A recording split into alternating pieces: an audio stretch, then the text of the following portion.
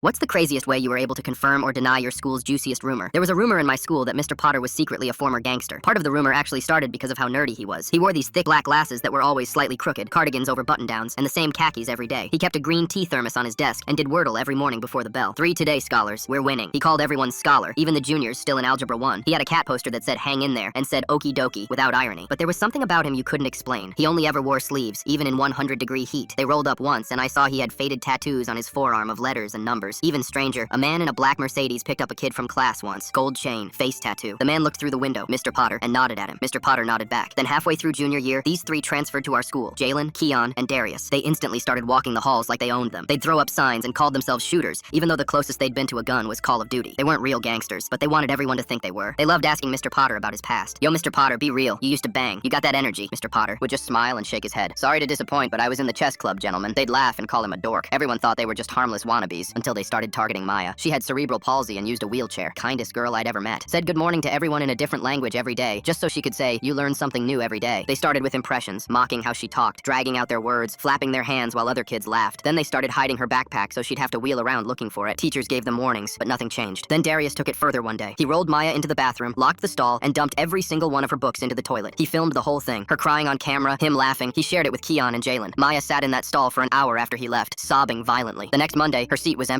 Her mom had pulled her out because she was too scared to come back. That Wednesday, I stayed behind after class and told Mr. Potter everything. I don't know what I was expecting, but he always seemed different to other teachers. Mr. Potter listened without a word. Thank you for telling me, scholar, he said when I finished, then took a long sip of his tea. Go on home now. It's taken care of. 2 days later, I was walking home when a black car pulled up beside me. My whole body went cold. The window slid down. Older guy, neck tattoo. You in Mr. Potter's class? I could barely nod. Those 3 kids playing gangster? Which one's the worst? My mouth was so dry I could barely speak. Darius. He nodded once. The car pulled away. Fast forward to that Monday. Darius didn't come to school. At first I figured he was just sick, but then he wasn't there Tuesday either. Or Wednesday. By Thursday, I wanted to ask Jalen and Keon what happened, but when I walked over at lunch, they grabbed their trays and scurried away. They were different now as well. No more gang signs, no more tough talk. They flinched at loud noises and kept their eyes on the ground. But Mr. Potter taught like nothing had changed. Wordle scores, cat poster, okie dokie scholars, page 84. Then Friday came, and Darius walked through the door. I barely recognized him. He'd lost weight, had dark circles around his eyes. His hands wouldn't stop trembling. He didn't say a word to anyone, just sat in the back corner and stared at his desk. That same day, Maya came back to class. She rolled through the door. Mr. Potter didn't make a speech, just nodded and said, welcome back, scholar. We missed you. Nobody looked at her wrong. Nobody touched her things. Jalen literally held the door open for her. Friday afternoon, I was getting books from my locker when I saw Darius shoving his books into his bag. I had to know. I walked over. Darius, what happened? He froze. Didn't look at me. For a long time, he didn't say anything at all. They put me in a trunk, he finally said. Drove for an hour. I thought I was gonna die. His voice was hollow, like something had been scraped out of him. These 3 men took me to a warehouse, made me watch videos, real videos. What happens in prison to people who hurt kids? Then they asked if I wanted to be like those people. He turned to look at me. You know who they called for permission before they let me go? I shook my head. They called him OG. Darius closed his locker and looked toward Mr. Potter's classroom one last time. Goddamn chess club.